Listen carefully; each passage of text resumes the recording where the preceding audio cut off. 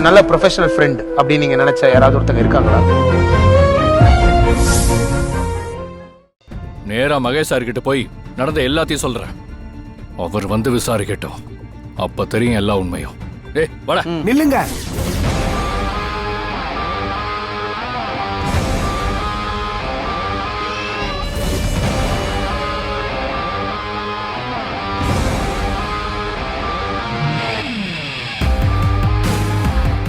எங்க போற? இவர் என்ன வேலை பண்ணிருக்காருன்னு தெரியுமா சார்? இன்னைக்கு ஆனந்த் உயிரோட விளையாடி இருக்காரு. இதுக்கு மேலே என்ன அமைதியா இருந்தா அர்த்தமே இல்லை. அதுக்கு என்ன பண்ண போற? மகேஷ் சார்கிட்ட போய் கம்ப்ளைண்ட் பண்ண போறோம். ஏய், என்ன நினைச்சிட்டு இருக்கோம் மனசுல நீ? எதுக்கு எடுத்தாலும் மகேஷ் ஆட்ட போய் நிக்க வேண்டியது, அவனுக்கு பிரஷரை ஏத்தி விட வேண்டியது. உங்களால மகேஷ் எம்டி வேலையை ரிசைன் பண்ணிட்டு எங்கேயாவது யூஎஸ்ல போய் செட்டில் ஆயிடுவான் போல இருக்கு. அதான் நடக்க போகுது. சார், பிரஷர் யார் ஏத்துறாங்க? இங்க இப்ப நடந்ததுக்கு எங்களுக்கு ஒரு முடிவு தெரிஞ்சே ஆகணும். தபார் அன்பு, சொல்றேன்னு தப்பா நினைக்காத.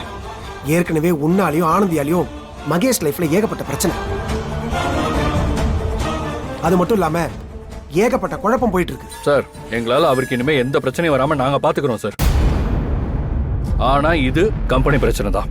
அதனால மகேஷ் சார்ட்ட சொல்லிதான் ஆகணும்.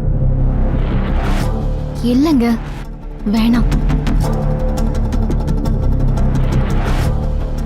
மகேஷ் சார் இதுல இழுக்க வேணாம். அப்ப இந்த பிரச்சனைக்கு ஒரு முடிவு சொல்லு. என்னடா முடிவு?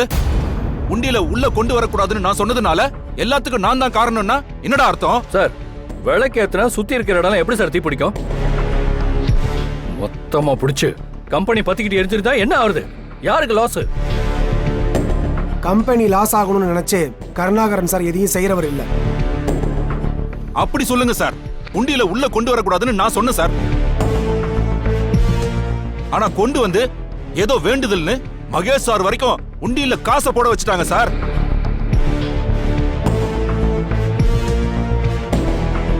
சரி, அப்படி சாமி கும்பிட்டு வச்சாங்களே, விளக்கு அணைஞ்சு போச்சேன்னு நானும் ஒரு அக்கறையில தான் சார் சொன்னேன்.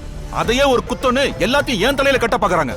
காலையில விளக்கேத்தனதும் இவதான், இப்ப விளக்கேத்தனதும் இவதான். இவ எண்ணெய் அதிகமா ஊத்தி வச்சிருப்பா சார். கீழே எல்லாம் சிந்தி இருக்கும். அதனாலதான் நெருப்பு புடிச்சு போச்சு.